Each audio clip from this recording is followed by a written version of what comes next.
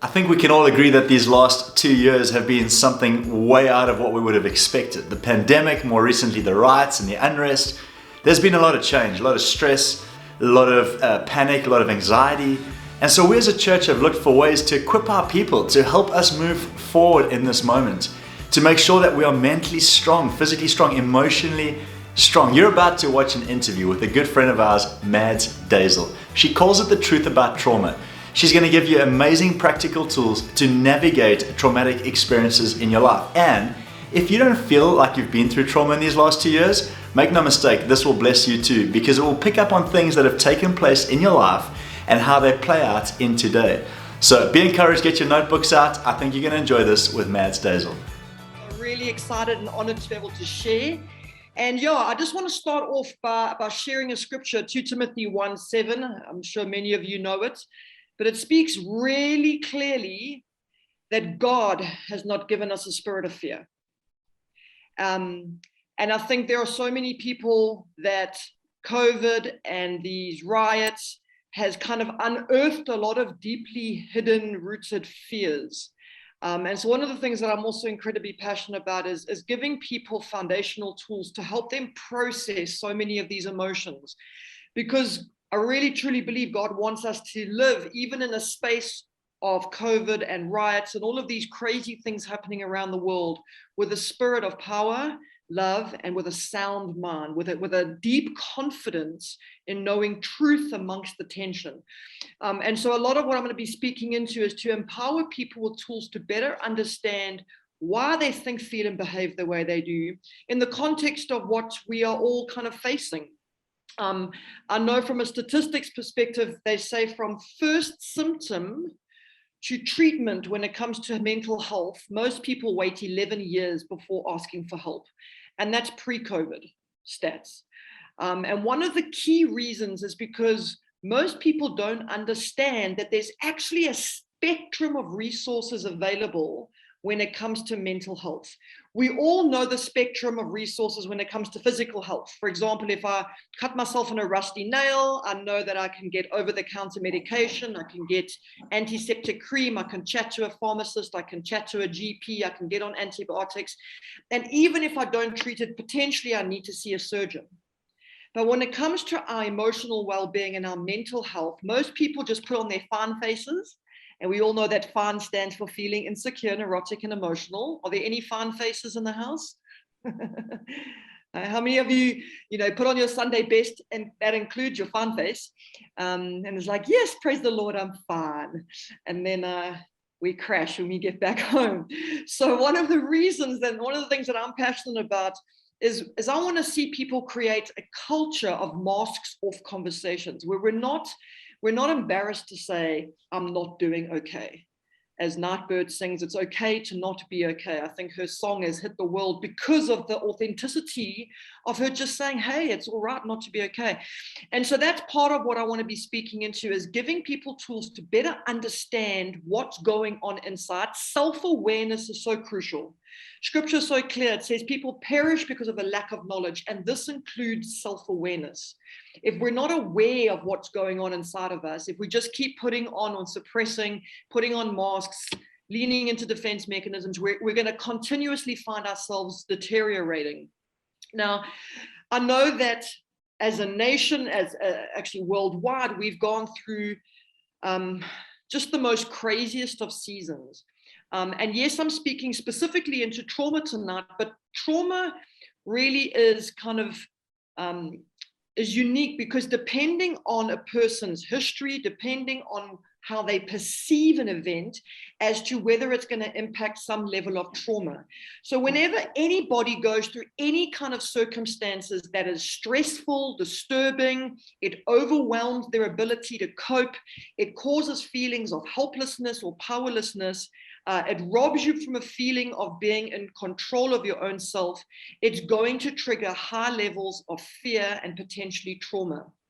And so one of the key things as we journey through these workshops is to empower you on how to get your power back, in a sense of reestablishing ownership over yourself, your body, your mind, and your emotions. So instead of being victim to our circumstances, I know one of the biggest things that people have struggled with, especially over trauma, is they become fixated on what they cannot control. And one of the things I'm so aware of is that you cannot surf a wave with straight legs. You'll wipe out. And you cannot do life with straight legs. Flexibility and adaptability are so key in terms of how we process the roller coasters of life, how we adapt to the storms, the curveballs that kind of get thrown at us. And so one of the key things that we are going to be learning are some tools that will help flexibility and adaptability give us power over owning our journeys of healing and recovery. And so that's what a lot of these tools are going to look like. Now, there are three defining factors that, in a sense, make an event traumatic. Number one, a person needs to perceive the event as negative, as life or death. Okay. Now, that's subjective. For example, I know what it's like to be held down by a 6-foot wave. And I know that generally it won't hold you down longer than 30 seconds, and I can hold my breath. So technically it's not a life or death situation for me. But for somebody who's not a surfer, who's never been held down in big waves, they would perceive a 6-foot wave landing on their heads as a life or death situation. So can you see how it's really subjective, depending on if you've survived something before, or if you're feeling competent in a circumstance as to whether it's going to be traumatic or not. And that's why, for example, even with the whole riot, you get those that ran to the face of it and those that fled away. Again, it's all about perception. The second thing is that it needs to be sudden and unexpected. So there's an element of kind of being caught off guard, and it has to tick the box of impacting a sense of feeling completely out of control of the circumstance that we find ourselves in. So we, in a sense, overcome by the sense of feeling powerless. And the degree to which a person feels powerless in an event is also the degree to which the trauma can impact. So trauma is not in and of itself based on the incident, but it's based in a sense in the subjective sense of what happened. In fact, there's no trauma severe enough where everyone exposed to it will develop PTSD. Statistically, they say around 25 to 35% of people who go through any kind of traumatic event will develop PTSD. Not BED, and that's why it's so important as a community to be empowered with tools like this. And this is where I get so excited about churches like you guys that want to invest in spaces like this, because there are so many people that are red flagging. I've got friends in Durban where people in that community were severely red flagging. And I was like, this person needs to go to hospital now because they're on the verge of a mental breakdown. And it was only 5 days later that the person ended up in hospital. And when it comes to your mind and your brain, they're two different things. And we have to honor that one is an organ. And if my organ gets sick, it can make my thinking sick. And if my brain is sick, my thinking is sick, it can make my organ, the brain, sick. And this is where it's, again, important. And I mean, I've chatted to pastoral counselors where they're like, hey, this person's not themselves. They're kind of erratic, the way they're speaking. And so there's so many red flags that we as a community can be looking out for. And the minute you're seeing that this person's not their normal self, get that person to a professional that same day. The longer your brain is in a state of distress, the more damage can be done to the organ, your brain. Okay. And so that's why it's so important to be equipped in spaces like this so that we can care and look out for each other, especially if we start to see somebody kind of not coping with their reality. Now, why do different people process trauma in different ways? Well, some people do have a higher resilience. Some people may have kind of gone, you know what, I've survived this before, I can survive it again. Sometimes people think, you know, the age you are when you go through trauma, if you're young, the younger you are, the better. Actually, that's the complete opposite. The younger a person is that they're exposed to trauma, the more damage or the more fearful they can become because they don't have the cognitive ability to process trauma. So don't just assume that your youngest kids are going to just fly through this and not be affected by it. They are going to be affected by it. And at the same time, there is severity of exposure and prior life events. So I've often described COVID as being this kind of massive global storm. But different people are on different boats, so their experience of the storm is going to be different.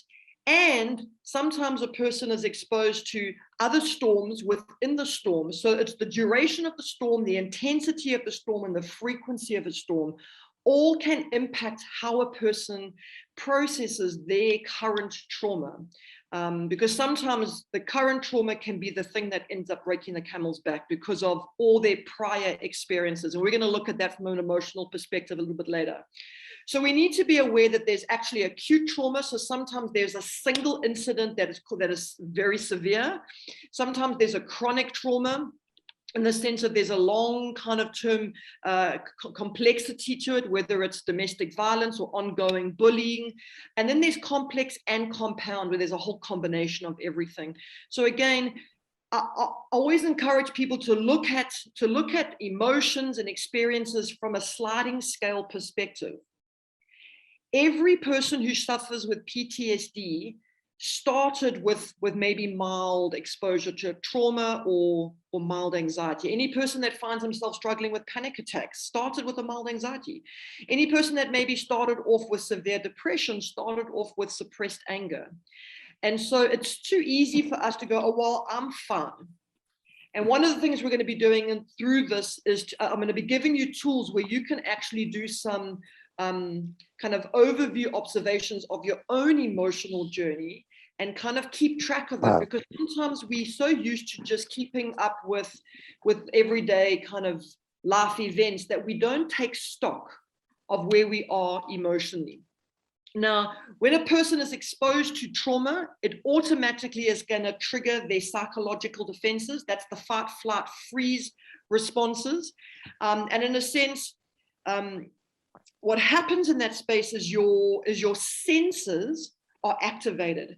So we process trauma not from a cognitive perspective, and that's why people say you don't experience trauma through a memory, you experience it through a physical or an emotional reaction, because we absorb trauma through our senses first. Then it impacts how we feel, and later impacts how I think and behave. So when it comes to dealing with trauma or processing any traumatic event, we have to start at the kind of starting point in terms of how it was absorbed, which is through our senses and through our emotions. Now, I just want to speak a little bit about the brain. You've got the thinking brain up front and you've got the feeling brain at the back. Okay, the two don't really talk to each other. The only way you can get the two to connect is through self-awareness, through kind of reflecting internally in terms of how am I doing? And that's a way of helping join the two kind of brains together in terms of communicating to each other. Now, the fascinating thing is that because we are absorbing experiences through our emotions and our senses, it also ends up causing us to not be able to cognitively remember even potential sequences of events. So if anyone's ever been in a car accident, sometimes you'll have chunks missing of the story, or times, hours that have just disappeared as you're like, I can't remember when that person arrived, because there's no chronological order to you processing what you've gone through, because you're not using your cognitive brain in the moment. You're absorbing everything through your emotional reptile brain. And so that's where often people feel very distorted, very disorientated in their memories, and can seem a little bit kind of all over the place. And that's normal. Now, I don't know if you've ever been in a kind of frontline, kind of intense traumatic experience. You'll get some people in the moment who are screaming, they're crying, they're out of control, they're angry, they're shouting, they're very emotionally expressive in the moments of trauma. And you get some people that may just seem very deer in headlights. They're kind of numb, they're mute, they're not saying anything. They feel almost as though they're completely disassociated from what's happening. Sometimes we'll look at the person that's quiet and we think, oh, they're handling this very well. in actual fact, that person's got a higher chance of having PTSD than the person who is emotionally expressive in the moment. The more you get emotion out, the healthier you will be in terms of how you journey through trauma. And so don't assume that a person who's freaking out in the moment is kind of not coping as well. They're actually doing the most healthiest thing they can do, which is to get emotion out. Okay, so never compare or judge. Just be aware that different people automatically go into different response modes. And these psychological defenses are not something that we choose. We don't like, oh, I want to be a freezer and I want to be a fighter. Well, I'm going to definitely be a fleer. It just happens, okay? You can't choose your psychological response. And it's very animalistic. In the same way, you get some animals that just go into fight mode, some animals that go into free mode, and some animals that just play dead. They literally just shut down. And so that's normal and it's okay. So as I said, we absorb trauma through our senses, and so we store the event in our emotions. And this is why it's so important that we start off tonight with just looking at how does trauma impact our bodies. Now, our bodies, in a sense, are going to red flag in a variety of ways. And in a sense, that's to bring your attention to what's going on a physiological level. And it's so important that we kind of become aware of that space. So how many of you, when you're in a traumatic event, find yourself getting the shakes? You just feel super, super shaky, like your whole body's just vibrating. Okay, that's good and healthy. It's actually a body's way of releasing extra kind of stress and kind of release all of these kind of chemicals. Animals even do it. You know, when there's Guy Fawkes and your animals just start shaking, that's their way of trying to release the stress.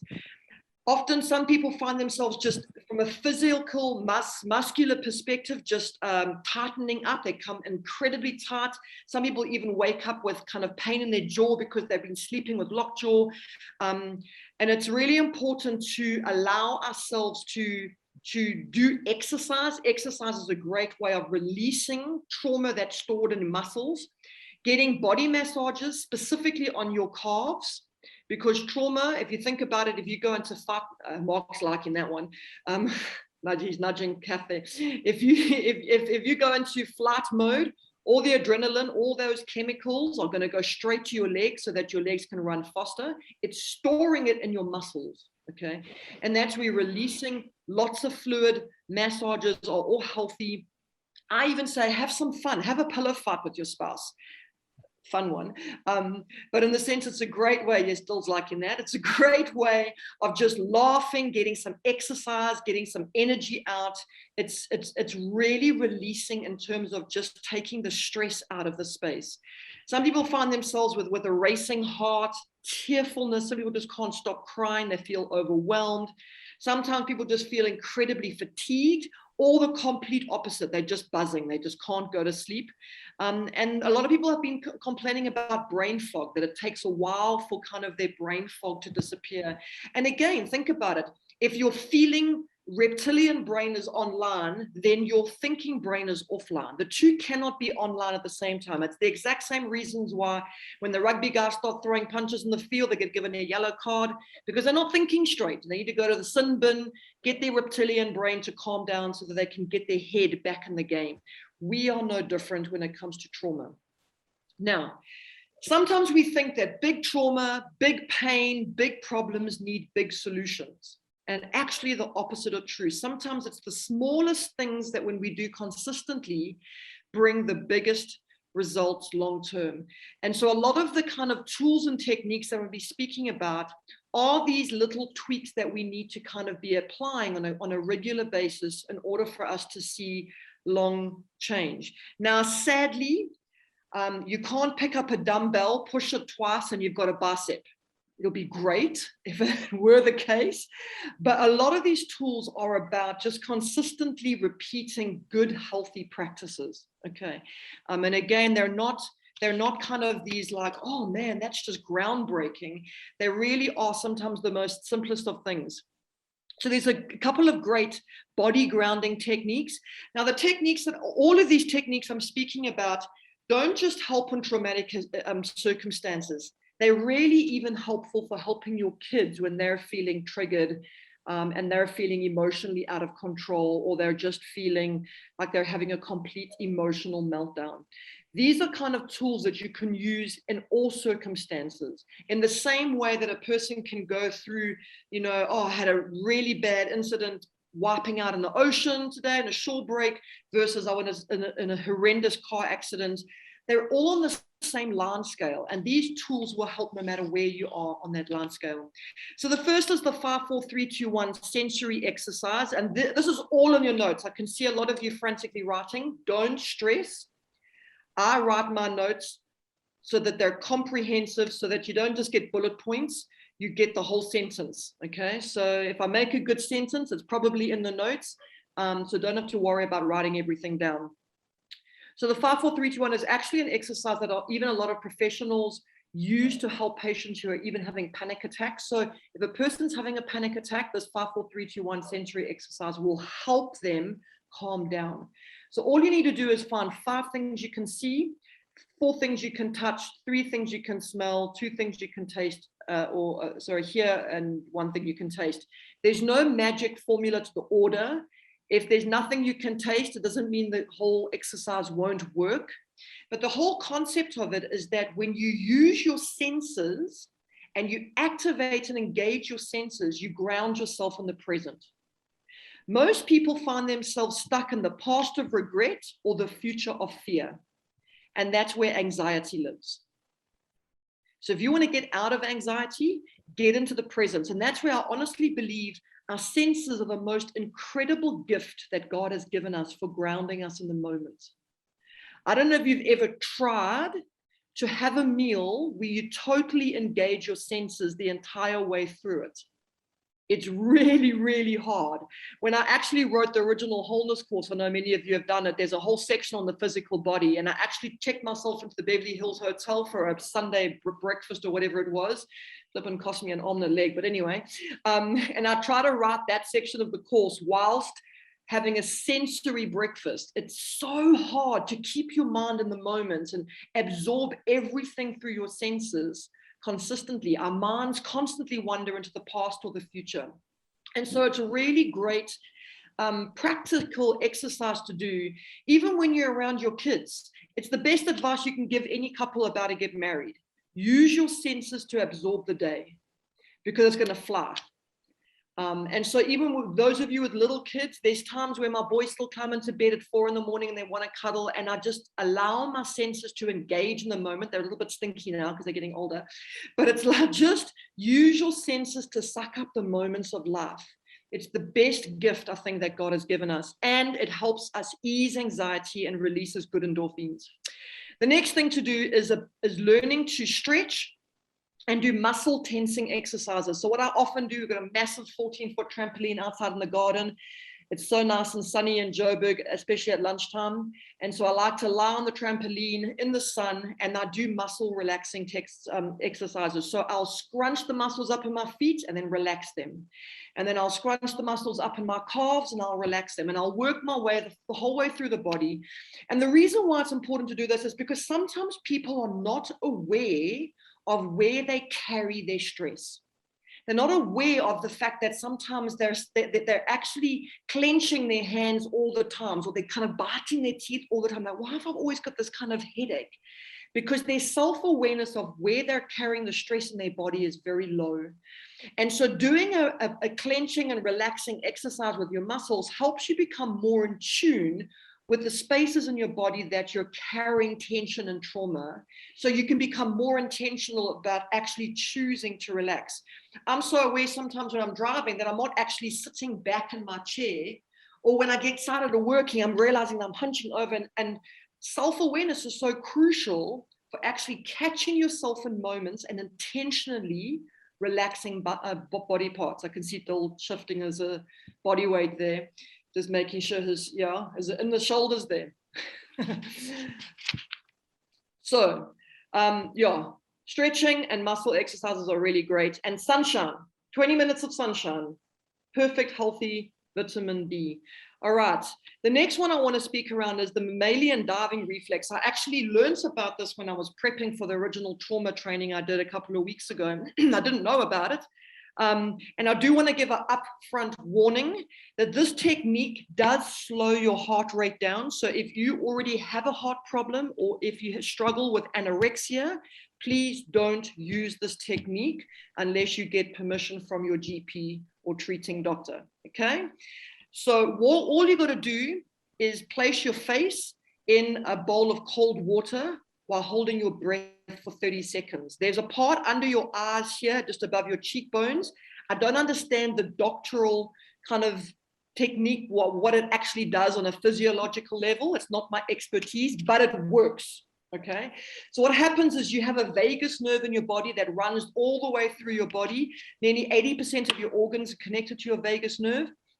And when you put your head in ice cold water, it's almost like it resets your nervous system and brings in a calm.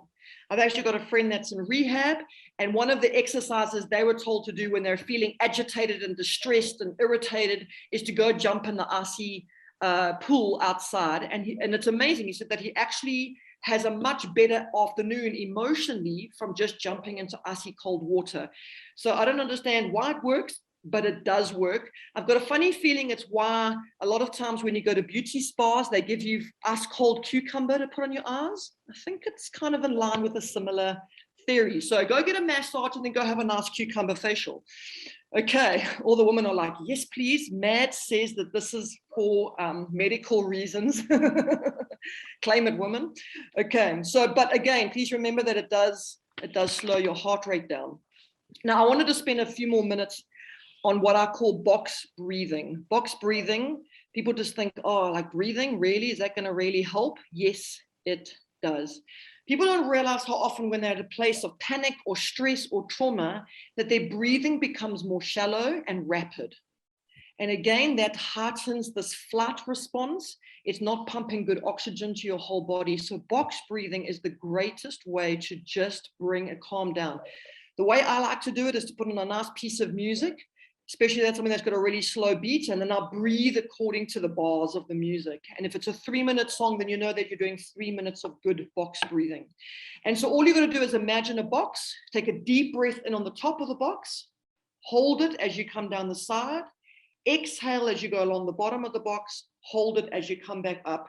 And you can stretch it from 4 seconds to 7, 8, 10 seconds per side, depending on your lung capacity. If you're used to being held down by 6-foot waves, you can 30 seconds per side. No, I'm joking. But yeah, box breathing really can help. What I teach to my boys is the Superman breathing. So I get them to imagine that they need to suck in as much oxygen because they're needing to blow out everything that's causing them distress or anger or irritation or jealousy, whatever it is. And they've got to try and blow out those emotions as far as they possibly can and potentially even cause something to fall down. So they're so busy fixated on now kind of the whole objects of what they're breathing and trying to blow down, they don't actually realize that they're calming themselves down. So sometimes I've now even seen my boys when they're agitated with one another, especially my youngest, he'll just suddenly go into box breathing, right? I just see him just closing his eyes and he's like, you can see the like focus on, I'm just getting this anger out now, or I'm going to clap you if I don't, in his face. And so these are just great tools to help your kids process. And it's a really great way to calm them down. And if that's not helping, then yeah, just dunk their head in a bowl of cold water and it'll hopefully help. But yeah, these are just great. All of these techniques are great grounding techniques specifically for resetting the vagus nerve, which is your fight, flight, which is activated in your fight, flight, or freeze response. And again, that's one of the things we want to calm down. A couple of just other things to throw in there. Food, what you eat. If I know there were a lot of people in those first 2 weeks when they were kind of doing all the, the kind of guarding of the communities and that, we're literally living on sugar, caffeine, energy drinks. All of those are stimulants. When you're in a state of heightened stimulant already, to take further stimulants is not helpful. Sometimes it's kind of like putting your car into first gear, getting on the freeway, and then forgetting to change down to 5th gear. Your engine's going to start screaming. And that's what happens to your brain when you keep it in a heightened state of kind of arousal. We were not created to live running an emotional comrades marathon daily. And the last year and a half has exactly been that. We've been running an emotional comrades marathon, throw in the riots, and now you've put in a 100-meter dash in the middle of a marathon. It's just not sustainable. And so paying attention to your body is so crucial. So limiting coffee, energy drinks, all that kind of stuff. Physical affection, keep it in the family, of COVID, obviously. Even cuddling your animals. Cats, spend more time cuddling your cats, cuddling your dogs, whatever it is. It releases natural endorphins, okay? Talking, finding self spaces to offload, releases emotions. I'm going to speak a little bit more about this next Tuesday, but walking and reframing. So as you go for a power walk, 20 minutes 3 times a week is great. If you can do more, awesome. But as you walk, to allow that to be the time where you're doing renewing of the mind thinking. So when you do a renewing of the mind thought with a walking action, it solidifies it deeper into those neuro pathways. Really great. Singing and dancing, also a great way. It's a great way for releasing tension, gets good oxygen. So often, yeah, Mark's liking that one. Often we'll just crank up a song and then just all belt it out, dance it out. 3 minutes. If you do that once a day with your family, it's just going to pump good, happy energy, emotions into that space. So healthy. Sleep is good, but please make sure that there's not a lot of screen or blue time before you sleep, because it's going to keep your brain in a kind of much shallower level of sleep. And vitamin D and gut health. Apparently your gut is where I think like 70 to 80% of your good chemical emotions are made. So if you've got unhealthy gut, then you're not going to have good, healthy serotonin and all of those kind of things. And bananas and turkey meat are the highest food that we can eat that have got the good serotonin, kind of tryptophan, all of those kind of complicated medical terminology things. Just eat bananas and turkey meat because you don't see a grumpy monkey. So I'm told. Okay. So in the notes that you should have received is a physical symptom checklist. You don't have to do it now, but in your spare time, I do recommend just going through the checklist and coming back about 2-3 weeks later and just going through it again. It's a great way to kind of give a measurement between where I was today versus where I am in a couple of weeks' time, because sometimes people are so used to just getting on the treadmill and running that they're not actually aware that from a physiological perspective, they're slowly declining because they're the frog that's in the hot water. And so using these checklists are a great way of just kind of keeping an eye as to how we're doing, and even for giving us handles of what we should be looking out for. So if you're somebody, like let's say you're hearing your spouse going, oh man, I had really bad dreams again last night. I'm having these flashbacks and I wake up in a cold sweat and I'm just feeling like I just can't get rid of these thoughts in my mind all the time. I actually had a friend from Salt Rock message me a couple of days ago saying that he knows this lady that went for the first time out to a social event last weekend, and she had a full-blown panic attack as the sun started to set. The thought of driving home down the dark just freaked her out and it triggered her off. But she thought she was fine until she was in a new circumstance. And so knowing what to look for is really helpful. On the list of these kind of physical symptoms are also potential signs of disassociation. Now, it's going to be minor in terms of who might be in this space, but maybe you end up coming across somebody who's just feels like they're just completely detached from reality. They feel like they don't really talk sense. They don't really hear what's going on around them. They just got this constant glazed look. They feel out of touch with reality. Any of those kind of red flags, get that person to see a professional immediately, because they're in a place of potentially having a complete nervous breakdown. Okay, so self-awareness is so crucial in all of these spaces. We can't fix what we don't know. And that's why it's so important to kind of tap into these kind of resources in terms of what am I actually feeling on a physiological level. So you can use these checklists as a way of just giving you a guidance. So we're going to move a little bit over onto emotions.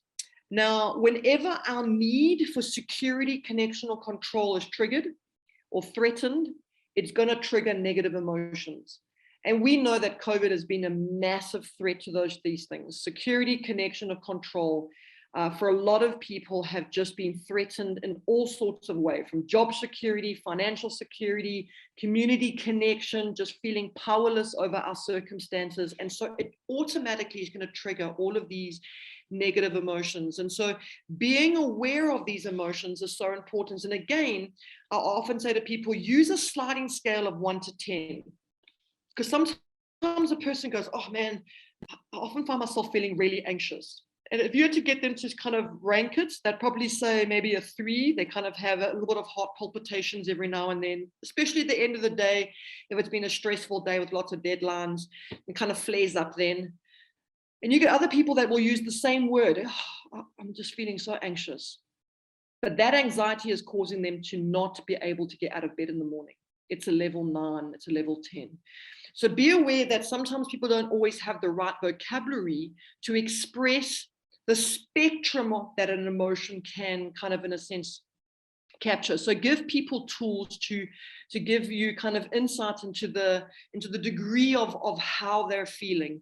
Now, for a lot of people, anger is the big emotion that they're being feeling. They're angry at the circumstances they find in themselves, and they're angry that kind of cycles of destructiveness are happening again and again and again. And anger is actually a secondary protective emotion. So if somebody cuts you off on the freeway, you don't start off your reaction going, oh my gosh, I got a fright. So often you start off your reaction angry that somebody nearly threatened or kind of endangered your life or your family's life. And so what people see first is the anger, but there is always an emotion behind it. And learning to discern what that emotion is also really helpful. The key about anger is that so often we think anger is wrong, and anger is not wrong. It's actually incredibly healthy. It can be a really healthy boundary even. It's what we do with anger that's the problem. And often I see that in my boys. You know, when my boys get angry, I'm like, there's nothing wrong with being angry. But if you're going to speak to me disrespectfully or dishonoringly, then there's going to be a consequence. So I like to describe emotions along the lines of vomit. Yes, I do have 2 boys, and so we like to talk about messy things, but emotions are just like vomit. It's so important to get it out. Nobody who has food poisoning intentionally wants to keep vomit in. I know it's not fun in the moment, but it always makes you feel better getting it out, doesn't it? But there's a very big difference between vomiting on someone and vomiting in a bucket. And we're living in a society where there's so much built up emotion that people are vomiting on each other. They're scapegoating each other. They're looking for any means, and so often it happens on social media platforms where everyone's just looking for any opportunity to spew their frustrating, angry emotions.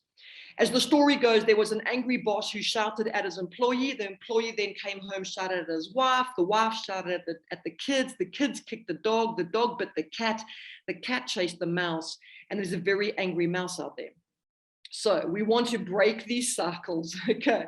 And so being aware of what I do with my emotion is so key, because for a lot of people, especially if you're on the receiving end of being vomited at, often people find themselves, and I hear this in the counseling room a lot, they kind of feel like they have no choice but to take it.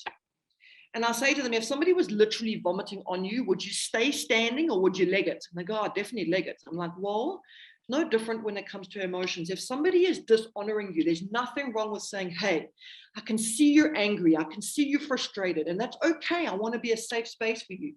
But if you're going to dishonor me, then I'm going to leave the conversation.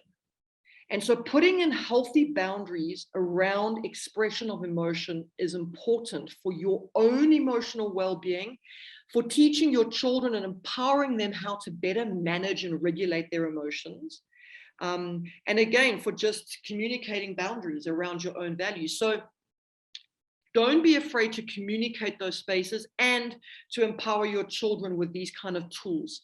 And so that's why I like using visual tools, because I can say, hey, I can see you're angry, but don't vomit on me. And then my kids know exactly what I'm talking about because they understand the whole picture. So with emotions, when you name it, you tame it. And I'm going to teach you some kind of practical tools in that space shortly. When you name it, you tame it. When you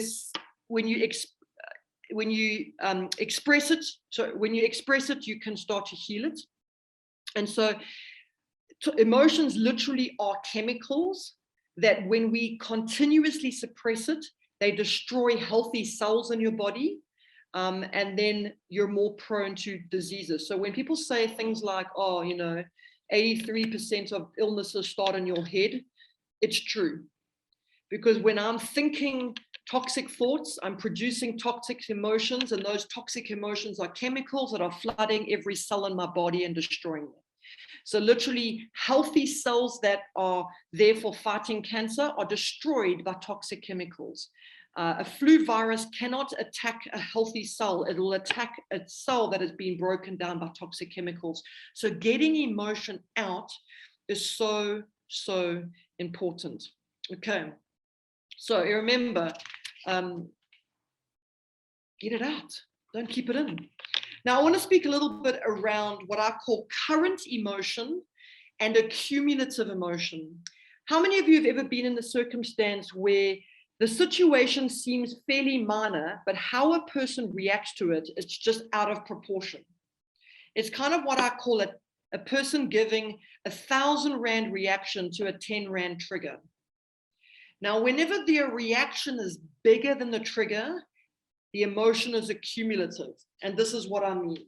So I've got my little flip chart here. Okay, so this is my pretend timeline. It's not my story, but I'm just using it as an example. So here's Norton, and here's a person's current age.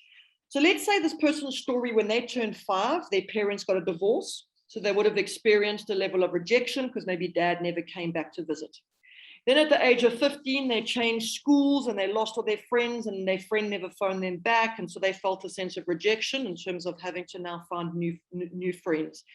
Then at the age of 25, the guy that they've been engaged to for 3 years breaks up with them. So there's further rejection. At the age of 35, they get retrenched, further rejection. And now at the age of 45, they've just gone through a terrible divorce, further rejection. So we've got current emotion in terms of, let's say this person's going through a divorce, but they've got a cumulative emotion. So if none of these other past experiences were ever processed, then it's almost like a tsunami of emotions of rejection come flooding into the present, like a tidal wave. So that's what I call a cumulative emotion that's kind of compounded by a present scenario. And often what I'll get people to do is I'll get them to do a percentage split. What percentage of the emotion belongs to the current circumstances that you're going through? And what percentage of the emotion belongs to past unprocessed experiences that have been reactivated in the present? And it's important because sometimes part of the emotion is even my own anger at my lack of boundaries and allowing myself to be used or manipulated by people. But I'm angry at that person, but I'm actually angry at myself. So using a percentage split is a great way of learning to discern what belongs where, and helps us be able to process it in a much healthier kind of way. And so again, anytime someone's reaction, and again, this is so crucial for your own awareness, anytime your reaction is bigger than the triggered event in the moment, past stuff is being activated. And that's where, again, self-awareness is so crucial. People perish because they don't know why they think, feel, and behave the way they do. Okay, so name your emotions, find the vocabulary to express what you're feeling is incredibly powerful and healing. And in your notes also is a whole list of emotions. A lot of people are used to the mad, bad, glad, and sad. Those are the kind of the ABCs of emotions that your kids should know. I won't be touching on this next week, but just on a little side note, on my website are all the links to these notes as well. But I also did a whole session on the trauma thing on how to help your kids process emotions. And it's all visual kind of images. I use this in a flip chart with my kids all the time. So there's hiding Hulk. There's a little kid inside who's feeling really scared, but the kids don't show you the scared themselves. They show you Hulk. My eldest son does that. My youngest son does the turtling. He hides his heart behind his shell. And so now sometimes I'll see them freaking out and I'll go, okay, so what's hiding Hulk hiding. I can see you're angry on the heart side, but actually what's going on behind Mr. Hulk. And now I'm giving them tools to grow their awareness around their own defense mechanisms, because all behavior is driven by a need to connect or self-protect. And we're going to jump into that next Tuesday. But where was I going on this? Oh, back to the emotional checklist. So go through those checklists, tick out which ones you're finding yourself regularly feeling from an emotional perspective. And when you do this emotional checklist, don't just do it based on what you're feeling in the moment. I want you to reflect back over the last 6 months even and going, what are some of the common emotions I'm finding myself regularly triggered with? Okay. And then do a scale 1 to 10. How intense is it? And then consider, is it current or is it accumulative? And to zone in what's actually being triggered in this moment, because this will build onto what we do next week. Okay. So to just kind of bring it in to wrap up, and then we can see if there are any questions. There's a beautiful quote by an author called David Augsburger. He wrote a book called Caring Enough to Hear and Be Heard. And he says this: being heard is so close to being loved that for the average person, it's almost indistinguishable. Being heard is so close to being loved that for the average person, it's almost indistinguishable. And for me, this is my holy discontent. I hate the fact that people are paying strangers to listen to them. That's the thing I hate most about counseling. Think about it. Imagine if we created more of a culture where we had safe spaces for people to truly feel loved and heard. Yes, rock on. That's what we're aiming for. So, 4 simple tools on how to create spaces where people feel authentically heard. So number 1, give a person a place to express what they're feeling. And this works brilliantly with children. I know when my boys went back to school a couple of weeks ago, my youngest said to me, point blank, I do not want to go to school. So I said to him, I can see you're frustrated. Tell me what you're feeling. And he's like, this is so not fair. School is 6 hours, homeschool is 2 hours. I don't want to go to school. So I said, I can see you're really angry and you're really frustrated. Tell me more. That's the next step. So all you're going to do is name the emotion you're hearing a person say and ask them to tell you more. I said, is there anything you're worried about? And I just gave him a space to express what he was feeling. The last step is to then validate what a person has said. It makes sense to me why you feel frustrated having to go back to school that 6 hours when it would be better to stay at home and do school in 2 hours.